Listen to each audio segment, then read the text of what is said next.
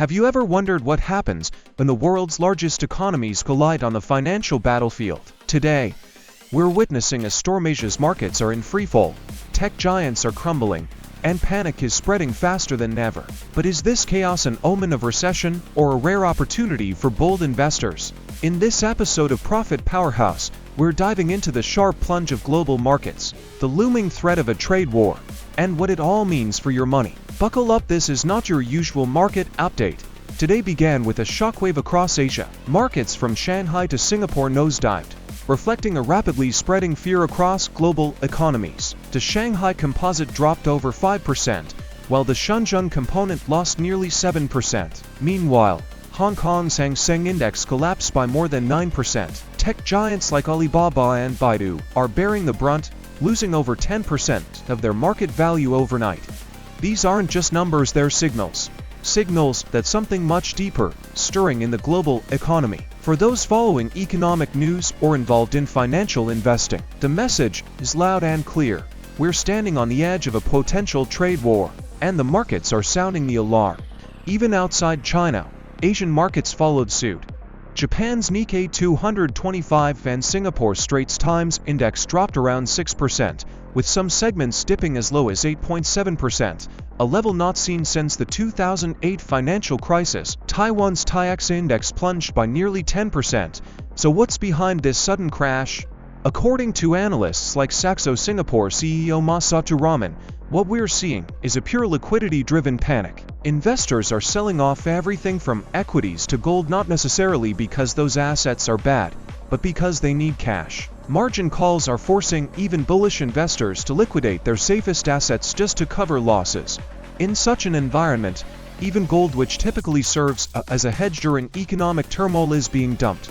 Raman says it best: it's not about the fundamentals, it's about survival. If someone is forced to raise cash, they'll sell anything that's liquid, even if it's their gold reserves. This market freefall has also reignited conversations about currency manipulation. China's yuan is under pressure, and there are increasing talks that Beijing might let it depreciate as a counter to rising tariffs. However, they've held off for now. This shows China is watching carefully, likely assessing how much the US is willing to escalate the situation. Now, let's talk policy. There's chatter that China may soon cut its reserve requirement ratio, or RR, a key tool in boosting liquidity and easing monetary policy. But even before that happens, the market expects the US Federal Reserve to act, possibly with an emergency interest rate cut. If that happens, it would be the Fed's way of acknowledging just how serious this downturn is. Right now, market pricing suggests investors are expecting nearly 5 quarter-point rate cuts. That's massive, and it could come faster than expected, perhaps even before the scheduled Fed meetings. This shows the market's growing belief that recession risks now outweigh inflation threats. And speaking of inflation, it's worth noting that while tariffs could cause prices to rise in the short term, the longer-term fear is the opposite: a sharp drop in consumption, stifling growth. That's why commodities like copper and oil are falling. Crude oil has slipped below $60 a barrel, and copper is sliding too, reflecting the market's concern that global demand may take a hit. Investors should also keep an eye on upcoming earnings.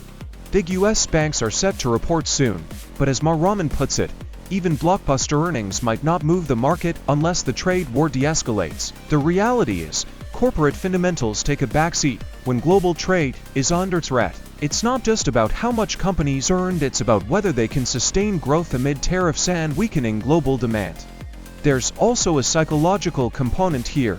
Market confidence is fragile. Just weeks ago, investors were betting big on AI and tech. Now, many of those same investors are dumping stocks en masse. If this continues, we may see a broader financial contagion, something far more damaging than an economic slowdown. So what should savvy investors do? First, stay calm. Reacting in panic can lock in losses. Second, focus on diversification.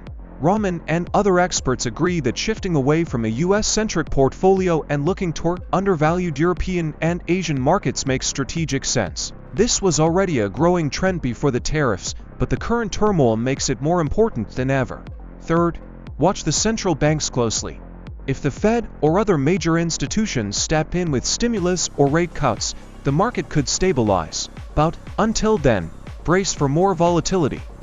And finally, don't overlook safe haven strategies. Gold may be falling now, but if this crisis continues, it could rebound hard. As margin calls fade and panic subsides, investors will once again seek the safety of gold, bonds, and stable assets. If you found this breakdown helpful and want more insights into market trends, trade wars, and smart investing tips, make sure you hit that like button and subscribe to Profit Powerhouse.